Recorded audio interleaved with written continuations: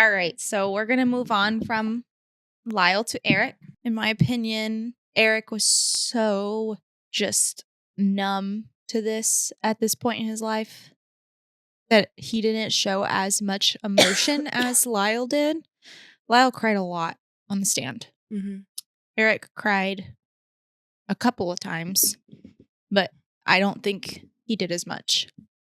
And I think that probably has something to do with the fact that he was just... Shut it off. Mm-hmm. Yeah. His testimony begins with him saying that his father started molesting him at 6 years old, and which is the same age as Lyle. So Eric's the same age as Lyle was when his father started molesting him, 6 years old. Except for Eric, this continued for 12 years, all the way up until August 1989, when they killed their parents. It was still happening. Starting with like some of the things that his parents did to him that were more like, still in my opinion, abusive, psychologically, physically, but it wasn't just sexual abuse that these boys dealt with. It was every single kind that you could possibly imagine.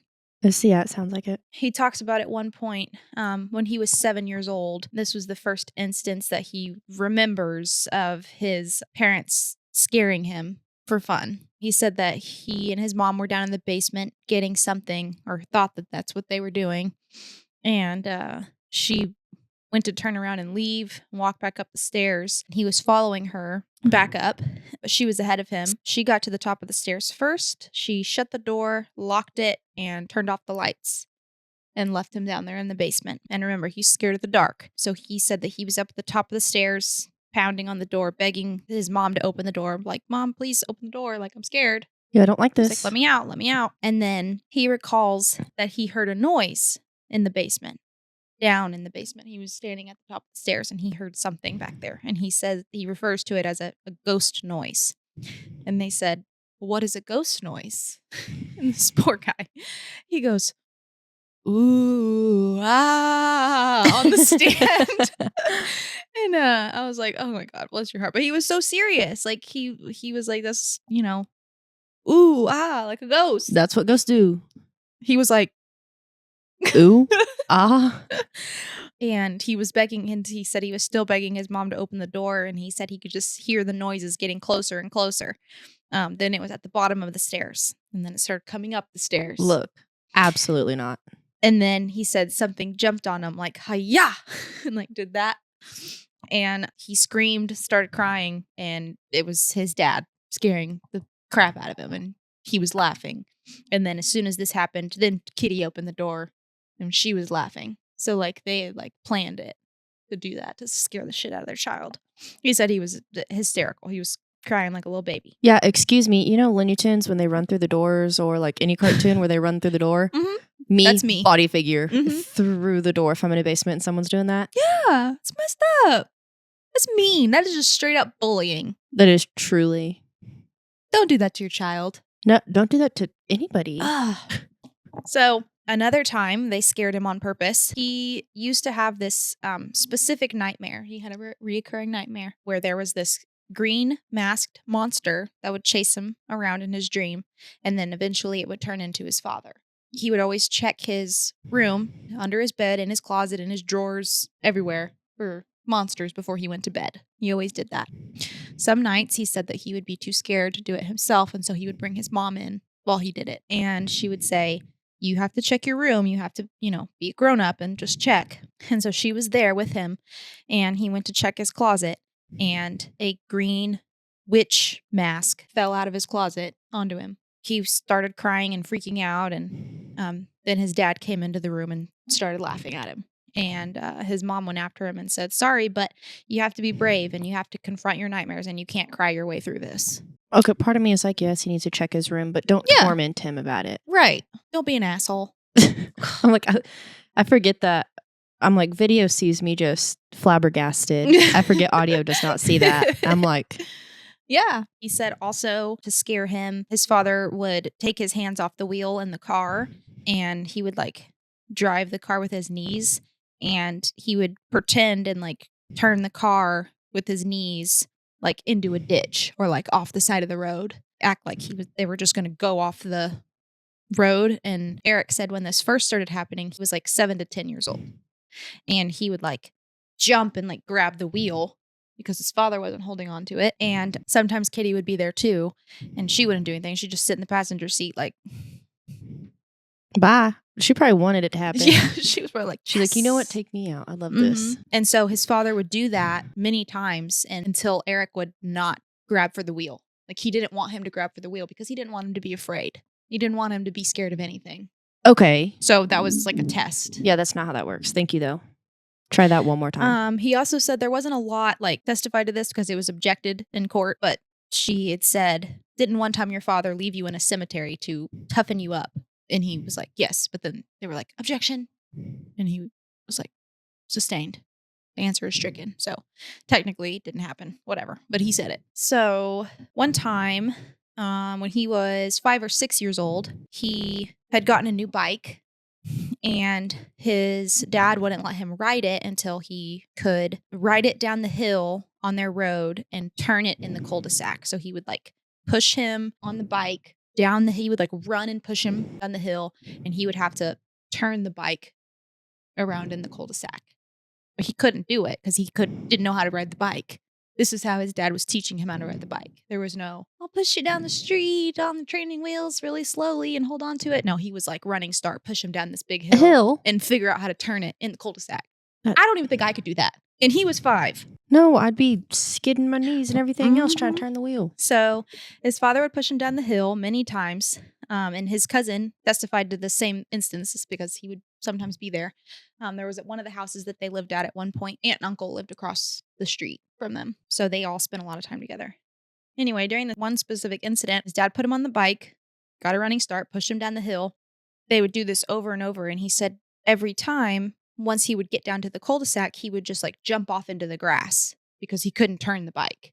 So he would just jump off and land in the grass. Well, he was doing this and his dad said, okay, this is your last time. If you can't, turn the bike, then you don't get to ride this bike. Can't do it, basically.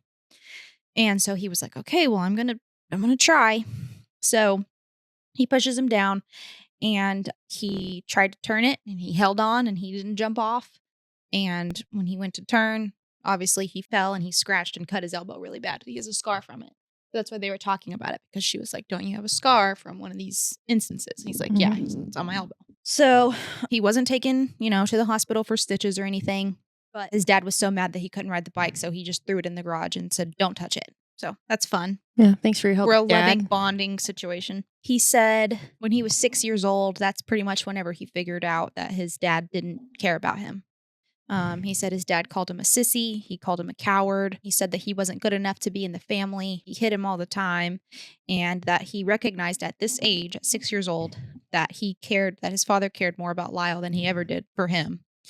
And Eric said that all he wanted to do was be like Lyle. He just wanted to be just like him. He looked up to his brother because he just wanted to be liked. He didn't say loved. He said he wanted to be liked like his brother.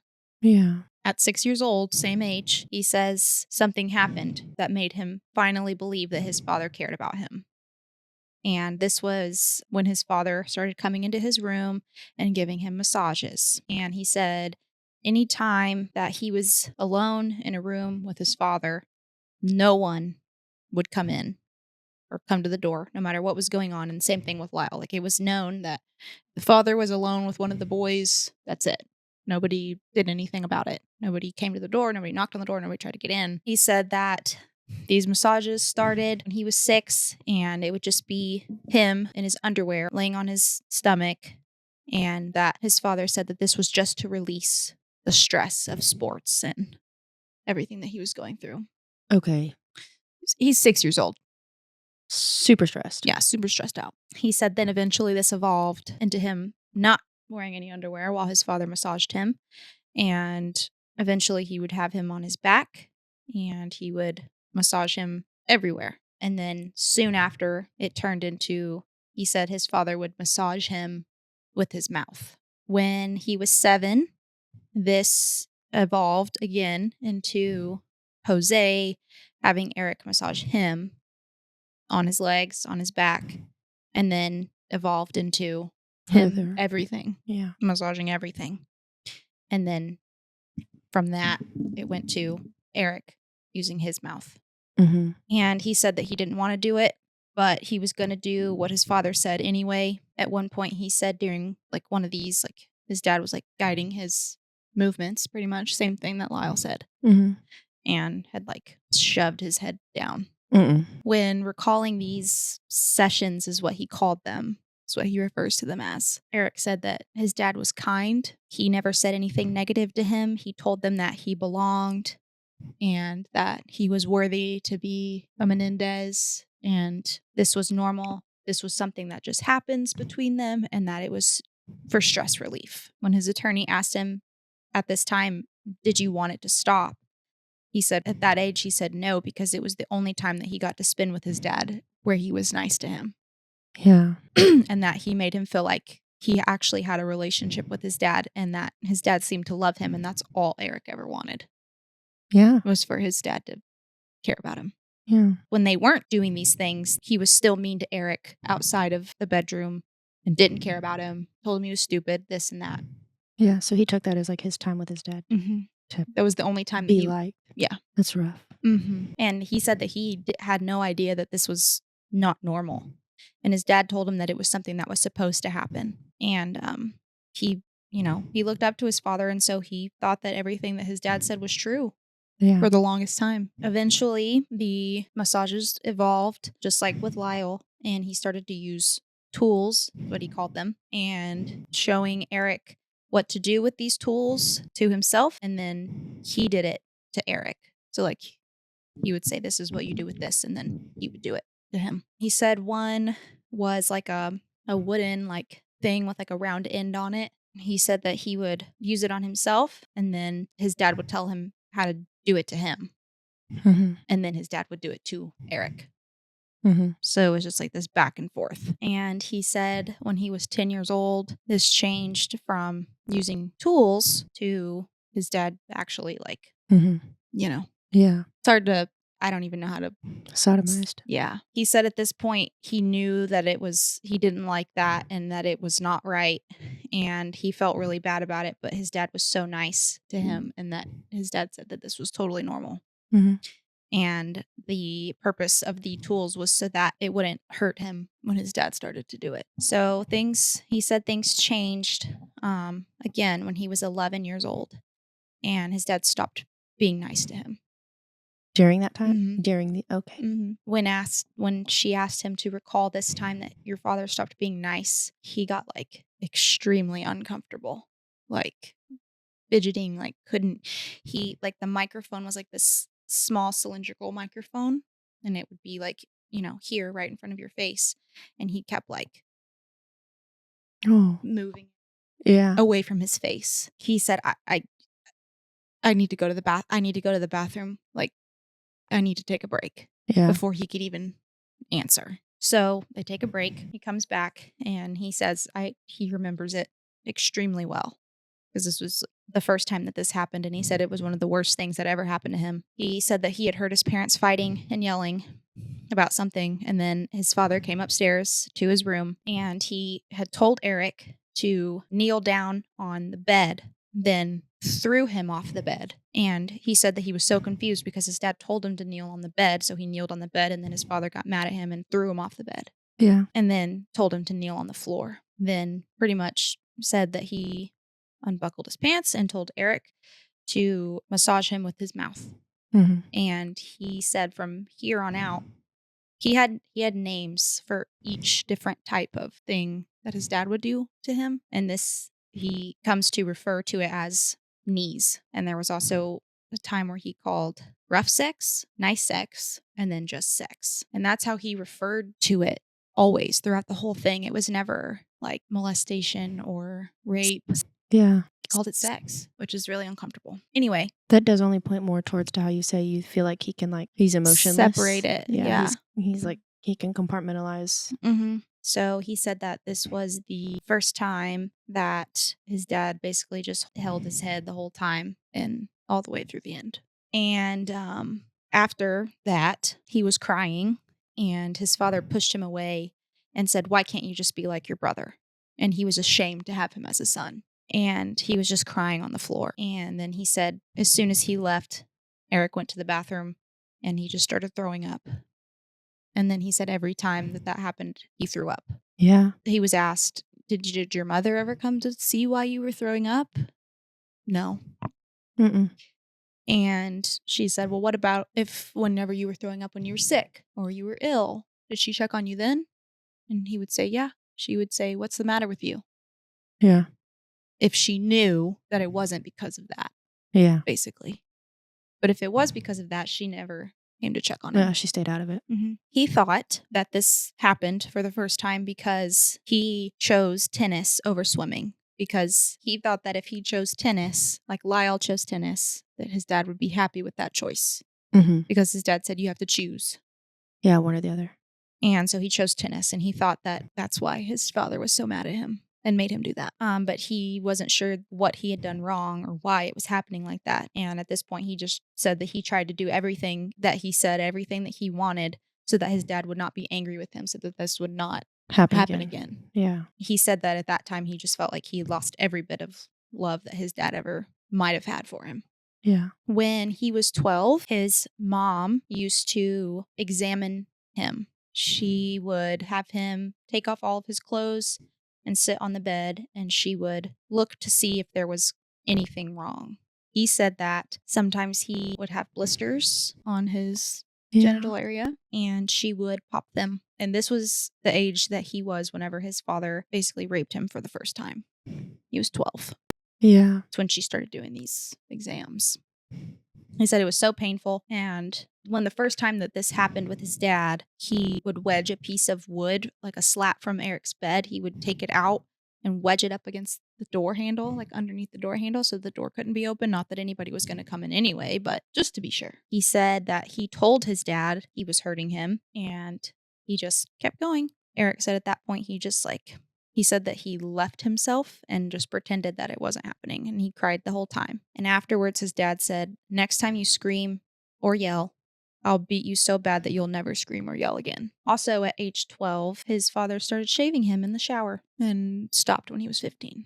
There's just so much. That is just horrible. Yeah. Again, at age 11 or 12, whenever he tried to run away that time and then had started the suicide attempt afterwards, he also said that he started trying to defy his father in any way that he could, and to stay away from him the best that he could, but that he started to put lots of cinnamon in his dad's tea and coffee because he had heard some friends at school talking about how it made it taste better. Oh, yeah, like pineapple. Mm-hmm. He also said that he started eating a lot of lemon. He would just drown his food in lemon. He would eat lemons. He would drown his food in lemon juice, anything, no matter what it was.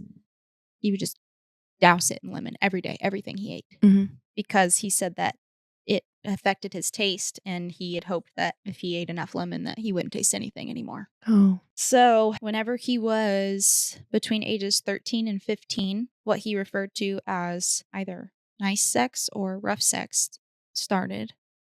And the rough was his father would stick him with needles or pins and tie his genitals with rope. And sometimes he would cut Eric's thighs with a kitchen knife.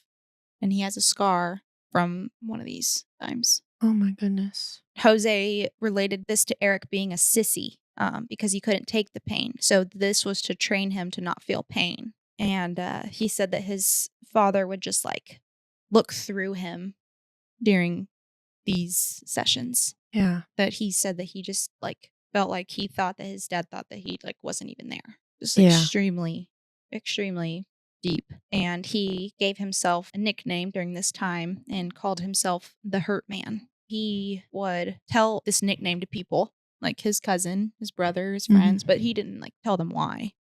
Yeah. But just, he was open about that. Yeah. And then the nice episodes, he said he called it that because it never happened when he was in a bad mood. And it was usually like really long and drawn out. There was another instance that they called the mirror.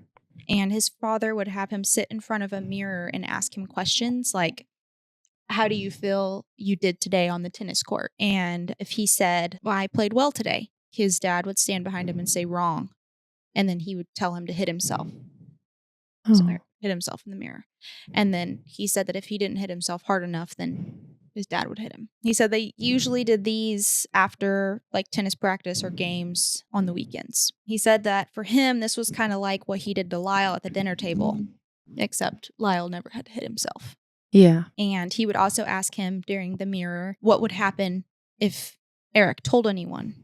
And Eric said, "Oh, you'll hurt me." And he said, "Wrong." And he would ask again. And Eric said, "You'll kill me." And he said, "Right." Oh, good. And this, he said that happened a lot. Yeah, so just reinforcing that. Yeah. Mm-hmm. And he was like, my dad was a very firm in his word. If he said something, he meant it. And they wholeheartedly believed that. Well, he's getting full proof of it all the time. So, yeah. Yeah. He also said that Kitty never intervened with anything. She never came in the room. She never knocked on the door. She never asked why he was crying after. Nothing. And he thought that she just didn't know what was going on.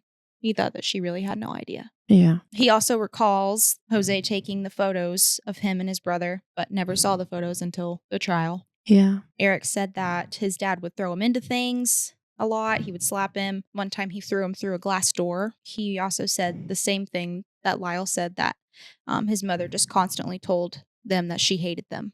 Yeah. And that she hated Lyle. The last incident that took place was in August of 1989, and he said that it was an episode of knees in Eric's bedroom after they had gotten back from a tennis tournament that he lost. And it was a tournament where he was ranked 44th. It was a junior national tournament. And if you won this tournament, then you gained a spot in the U.S. Open, basically. So it was a big tournament. And he did really well up until the last round, and he lost. And he said his father was so angry. And then that's what he did whenever they got back. One time when Eric was 17, when they were living in Calabasas, he said that his father came into his room and told him to get on his knees, and Eric told him no.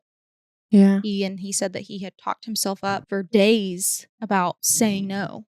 Yeah. Because he never wanted to do this. He said that his dad hit him and threw him on the bed and then didn't say anything, left the room, and came back with a knife, and he held it to Eric's neck. And he said, "I should kill you, and next time I will." And then demanded that Jose did whatever he wanted to Eric.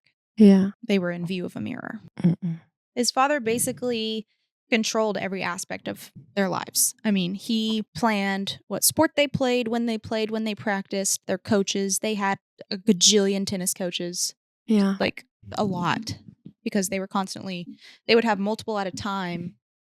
And then Jose would fire them because he was just insane. He planned out what they were going to go to school for, what their careers were going to be, who their girlfriends were going to be, who their wives were going to be. Everything. Everything.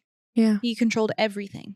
And he basically told Eric that he was going to major in business, and then he was going to go and do some like law program so that he could do like legal stuff, and that him and Lyle and Eric were all going to go into business together. There was a time where Eric was getting ready to go to college, and his dad had mapped out every class that he was going to take.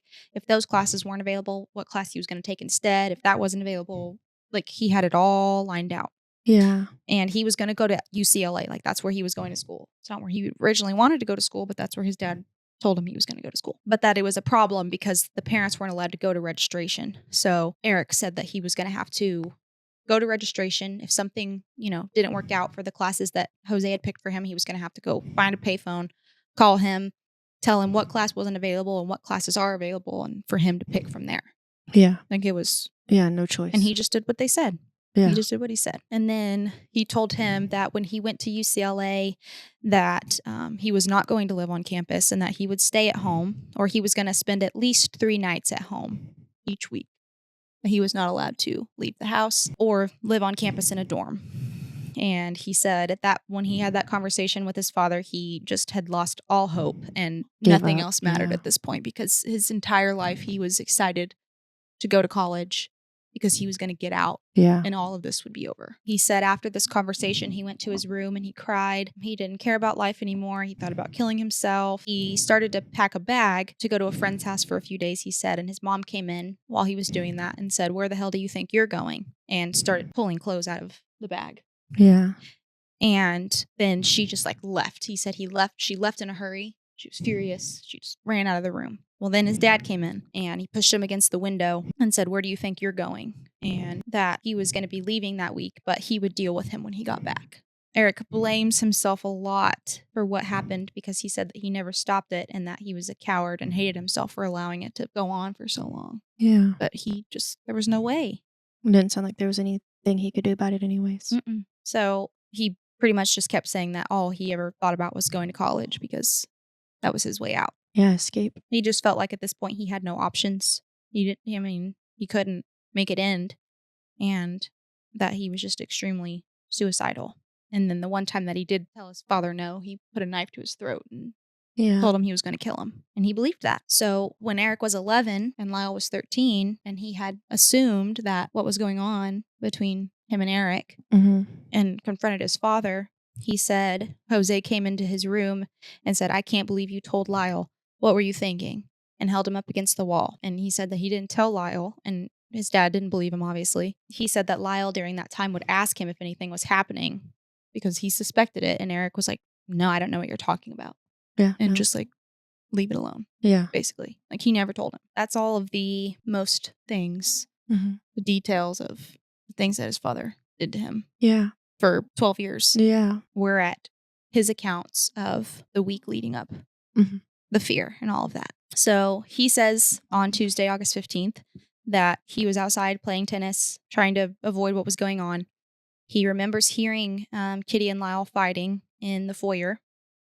And that's when he walked in and she had grabbed his hairpiece and ripped it off.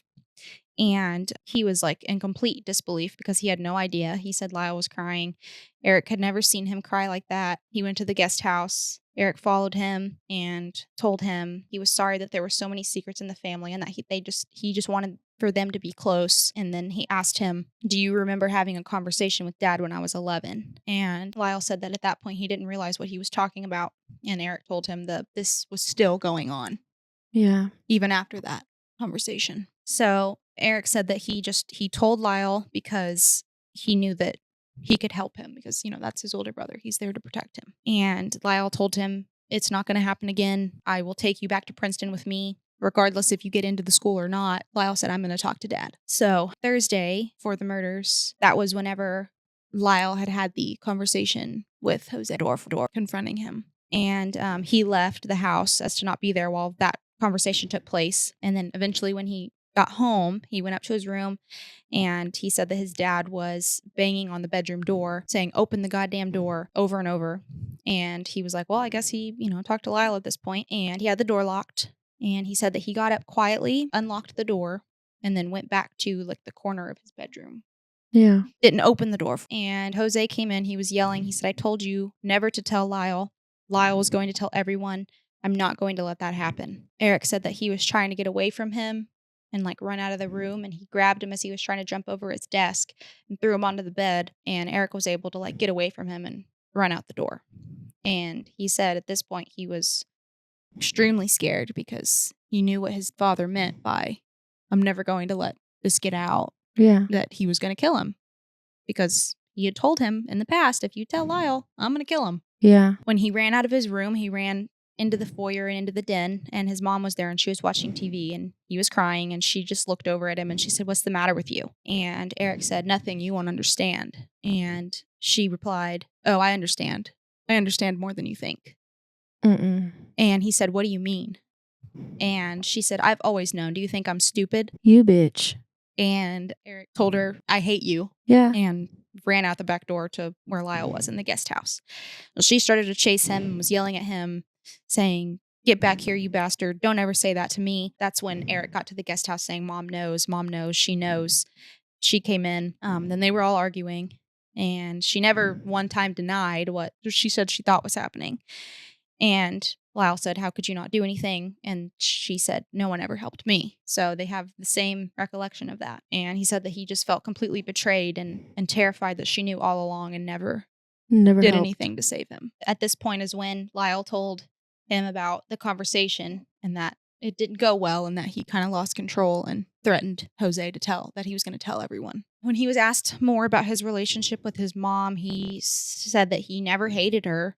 But he did feel sorry for her because he thought that he was responsible for her being miserable because he and Lyle existed. Yeah. Basically. And that's what she would always tell them. She always told them that she hated them. He said that somehow his mom always knew everything about him, like things that he wouldn't tell anybody, but he would write them in a journal. Then all of a sudden she knew what was happening. There was no sense of privacy. And after his parents' death, he also found a tape recorder with a phone jack in it under his mom's nightstand. So he found tape recordings of all of his phone conversations that went all the way back to 1988 from that. Which is only a year, but like I'm sure there's more of them. You know? Yeah. So Friday, August 18th, whenever they were going to buy the shotguns, Eric recounts the conversation that him and Lyle had in regards to the abuse that his father was doing to him, and just like the nature of it. And Eric told him that it was all very violent and that Jose would stick pins and tacks in him when he was a teenager, and that he had threatened him with a Rambo knife, and that was the same knife that his dad held to his neck the one time that he told him no. Eric told Lyle at that point that Jose had said, if I ever told you, that he would kill you. Yeah. And Lyle was like, no shit. yeah. So Saturday they went to the gun range, but once they got there, they were told that they couldn't fire shotguns at the range. That wasn't, they were only allowed to use handguns at the range, so they never even got to practice. Yeah. Then they purposely drove around to be late for the boat trip. Eric also said that he was afraid because he thought that they were going to die because they had changed it from a day trip to a night trip, and that was going to be a perfect opportunity for them to just throw them over the side and call it a day. Yeah. After they got home from the trip, then they went to UCLA to have a conversation away from the house about how scared they were, and they didn't know what was going to happen or when, but that their parents had not been talking to them at all the last 2 days. They hadn't said a word to them. Mm-hmm. And he just knew that meant that they were up to something, and that it didn't matter when it was going to happen, but that it was going to happen. And on Sunday, they had decided that they were going to stay away from each other that Sunday because they thought if something was going to happen, that it was going to be when they were together. And then when they got back and they woke Kitty up by ringing the doorbell, she told them that she hated them, that she wished they were never born, that they ruined her life. Same things that she always said when she was mad, and that also he recounted that she said if Eric kept his mouth shut, things might have worked out in this family. He interpreted that as well, that they were going to kill them, and that was very clear to him. Yeah. And he went outside, grabbed the shotgun from his car, and put it under his bed that night. Mm-hmm. He said that night at approximately 1:30 a.m., his bedroom door was locked, and he was sitting at his desk, and he heard his dad come up the stairs to his room, started banging on the door, and just like Lyle had said that Eric told him, he was grabbed the gun and he just sat on the edge of the bed with it on his lap. And he said that if his dad broke down the door, like he thought he was going to do, he said that he kept telling himself that he was going to shoot him, but he said that there's no way that he would have been able to do that. He would have just froze. Yeah. And that he only realized that he only had 2 shells in the shotgun. And he said he would die either way if he shot his dad because he knew that his mom also had a gun. His dad finally stopped banging on the door and he said, you're going to have to come out of that room tomorrow. He recounted that he knew that his mom had at least 1 gun in the house. He knew that she had 3, but he knew that she at least had 1 in the house because the summer before, in 1988, they went to a store together and she bought this rifle and she told him, I'm going to kill someone. So Sunday morning, August 20th, which is the day of the murder, he said that he went to the guest house and told Lyle what happened the night before about his dad banging on the door and all of that, and came back around noon, left again, and then came back later that evening. He said after probably 8, Lyle told him the conversation that he had had with Jose and that he knew things were coming to a head, so they had planned to leave that night to get out of the house. So they had planned to go to the movie. They went to tell their parents that they were going and that they were going to the movies so that they didn't think that they were going to be out telling people. And they went inside the house and Lyle went to tell their mom that they were leaving, and she said that they couldn't go out, and Lyle said, well, why not? And he said that she started to stutter and say, well, because I said so. And then his dad came out, told her to shut up, and then told Lyle, you're not going out, and then told Eric, get up to your room, I'll be there in a minute. And then that's where that whole fight started, where he was just telling Eric to go upstairs, and Lyle was saying, no, you're not going to touch him. You're not going to touch my brother. And things just got really out of hand. And he said, you're not going to touch him. And then Lyle told Eric, we're leaving. And Jose said, don't tell me what to do. And told Eric again, get up to your room. Kitty didn't say anything. And the last thing that Jose said was, "You're not leaving this house." And then they went back to the den. Kitty stayed in the foyer there for a minute. And she said that she told Lyle, "You ruined this family." And Lyle said, "Are you just going to let this happen?" He said that his mom just looked very like stoic and just resolved, and that she was in complete control of the situation. And this really scared him because she was never Calm. like that. And Jose came out of the den, grabbed Kitty, and took her into the den and closed the doors. Mm-mm. And then this was that moment. Again, Lyle went upstairs to Eric and said, "Dad's not coming in here. I'm not going to let this happen. But they're about to do something." Eric said that he just felt that he only had seconds before something bad happened, and he had to get to them before they got to them. Yeah. Same thing. He just remembers going in and just firing and aiming at whatever was in front of him. And he shot until his gun was empty. Yeah. And then they ran out to the car, and Lyle reloaded, went back in, and killed their mom.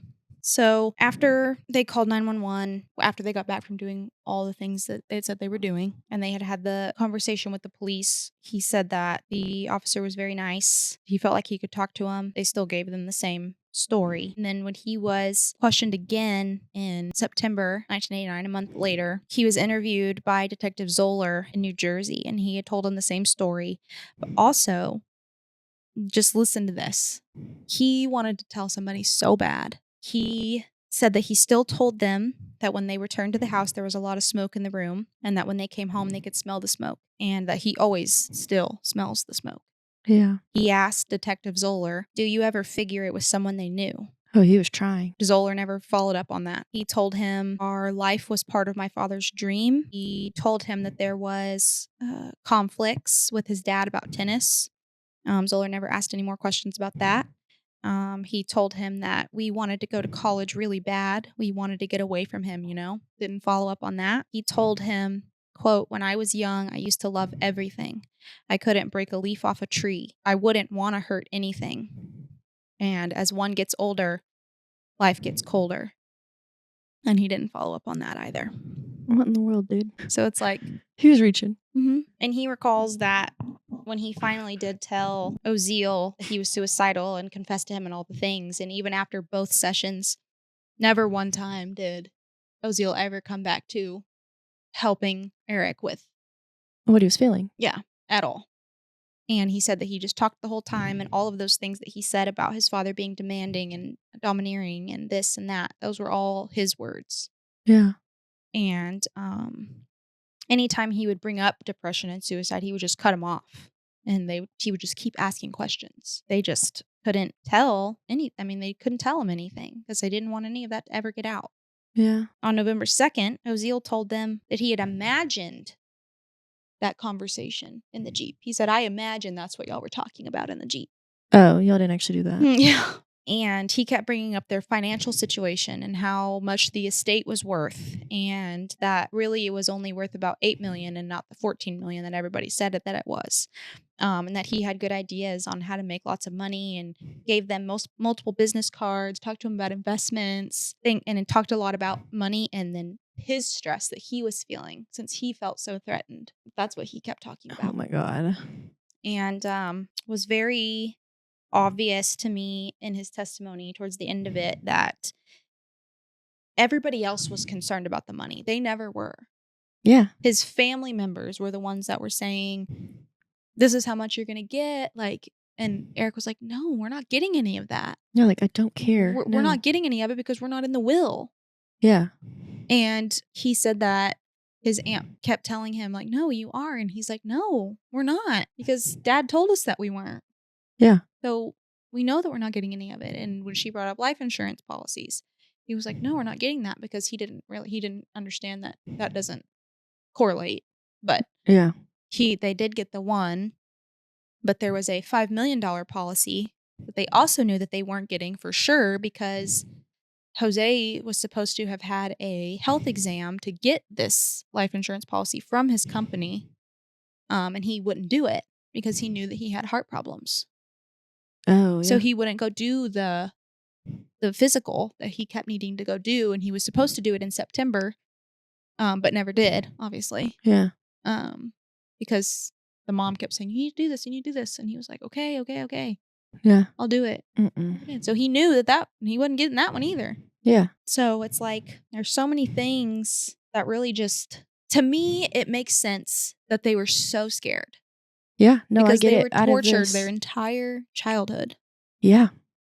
And anytime they defied it, it was like Worse for them. Or their dad made a point to say, like, no, you're not going to defy me. It's not going to work. Mm-hmm.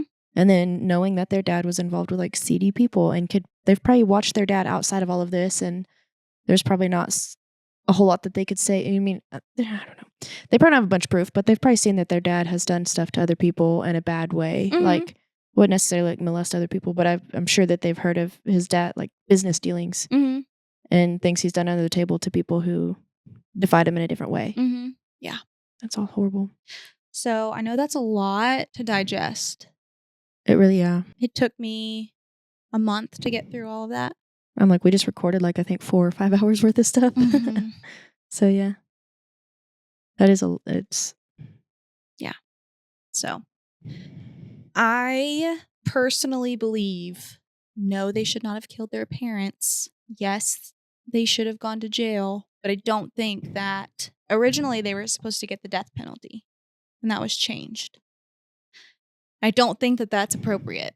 No. I also don't think life without parole is appropriate.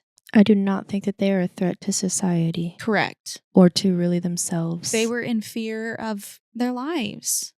Yeah, they didn't know how to get out of that. And they have done so many things in prison with their lives for the better.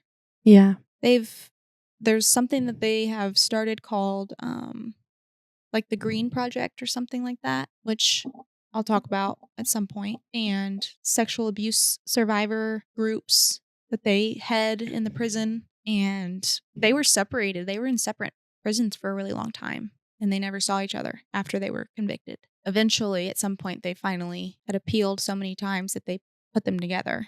Yeah. So they're together again, but that was hard for them. And just, they've been exemplary inmates since they've been there, and everybody has good things to say about them. It sounds like it really sucks, but it sounds like they didn't have friends as children. No, they didn't have any friends. Like, very secluded, and that's why I'm like, they didn't have a way out. And even when they tried to make a friend or go somewhere else, it wasn't allowed. Mm-hmm. Yeah.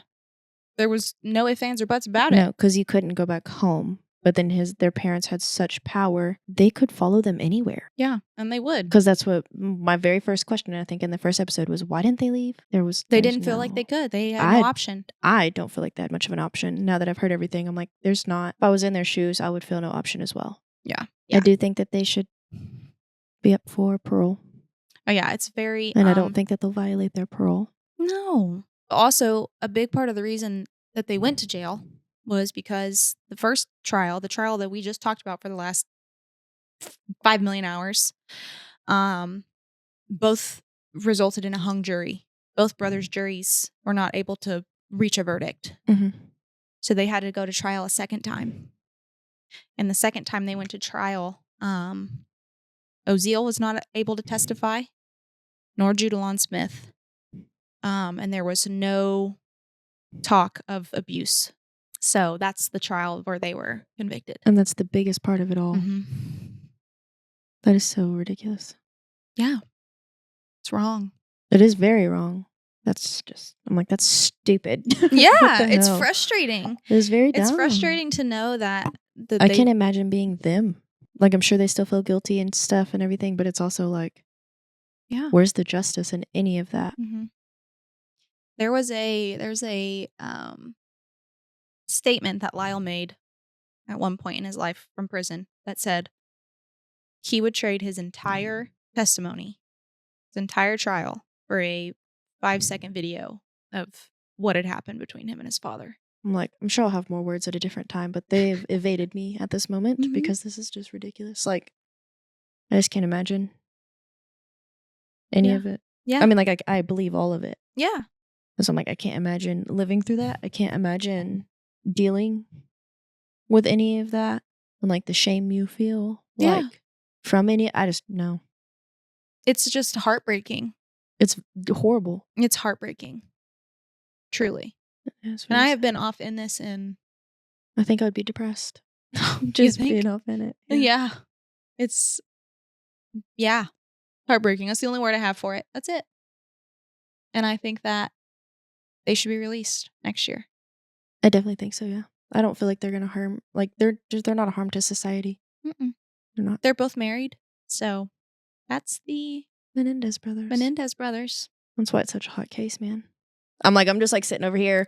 She's been waiting for weeks. And I have nothing. Just my brain.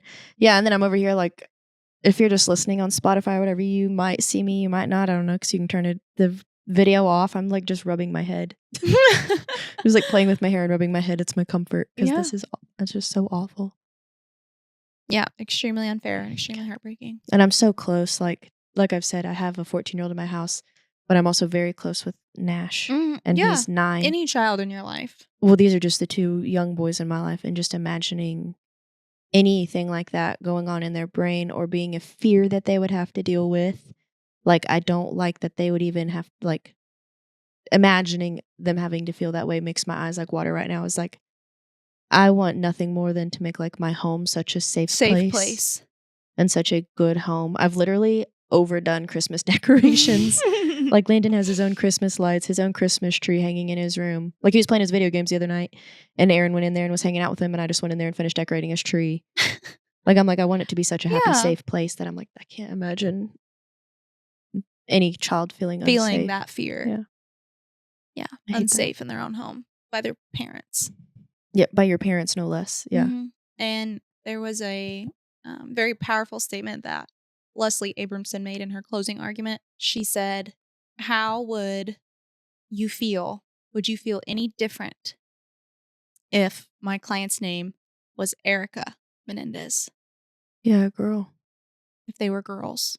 Like, it's so hard for people to comprehend that it happens to boys. And honestly. And especially back then. I'm like, it's going to make my eyes water. I don't like it. I'm okay. It's a lot to handle. And I know that I don't know if people are even going to be listening. Yeah. I'm like, my eyes are watering right now. I hate that for everybody. But I feel like it's important to talk about. It is. It's extremely important to bring awareness to. It's not something that's discussed a lot, I don't feel like. No, definitely not. No. I wish that more people would take the time to go through what you've gone through, and I hope people listen to this and understand a different side of things that's not portrayed by the media. Yeah. Because I have seen like the sexual assault part of it not in that detail at all. Just that they were sexually assaulted by both parents.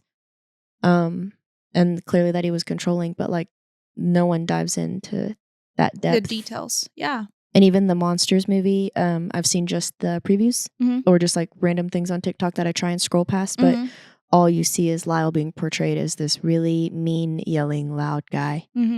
Like just on Netflix, whenever it comes on, and it'll start playing in the top. Yeah. His character, which you can tell which one's his character because he's short. He's the shorter. Well, not short, but he is the shorter one of the 2 in the show, clearly. Yeah. And you can tell that he's the one that's like showing rage. Always crashing out. Yeah. Well, you sent me a TikTok of him, like, of the actor, because you think the actor's cute or whatever, but you showed me the actor. How are you going to call me out like that? Sorry. Scene. But the actor, you've sent me that where he's screaming. Raged. Yeah. Yeah, all the time. After watching the trial, all of it, and their testimony, there are a lot of parallels in the show. Yeah. A lot of those quotes that I was quoting, they're in there. They are? Okay. It's just, I feel like the vibe of the brothers in the show, it's not really their vibe. Yeah. Like I said, they're both very quiet and. Yeah. And most kids who are abused are quiet, sheltered. That or they are the polar opposite and they're nuts. Nutso, yeah. But these kids sound like they were controlled so much that the nuts part was not even remotely able to be a thing. And most kids who are like that, it's like that they've been like not necessarily the ones that go nuts aren't the ones that have been like sexually abused, but the ones that have been like neglected. Yes, yeah. They're looking for that attention. So yeah, I'm like, don't quote me. I'm clearly not a psychiatrist. It's just based off of personal opinion. So if you're still here, I don't know how long this episode is going to end up being. Oh, I'm probably breaking this one down to like maybe 2 or 3. I'll edit as much as I can for Tuesday and edit as much as I can for the next, and Yeah. just keep pushing them out until they're out. Yeah. Well, I 'Cause- didn't want it to be too many parts. Yeah. So we'll see. We're at like 5 hours of recording. We'll see what happens. So, yeah. I'm going to edit as much as I can for Tuesday. Hopefully at least 45 minutes to an hour and a half. Like, that's my goal. Yeah. And then see what's left from there. But yeah, Sounds good. we'll figure it out. We'll figure it Yeah. out. You'll see as it comes to you. Yeah. But Well, thanks for listening. I know this was a heavy one.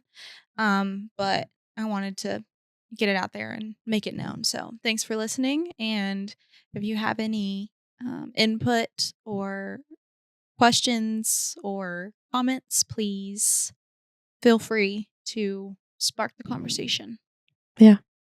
I'll be happy to talk about it. I'm like, I agree. I'm interested. So feel free. We Alright. have our email, sistersofthestrange@gmail.com. If you want to talk over social medias, we have TikTok and Instagram and a Facebook page. We would love for our Facebook page to be a good community for everyone. Yep. Nice. I will filter what goes on in that page because I don't want anyone being mean.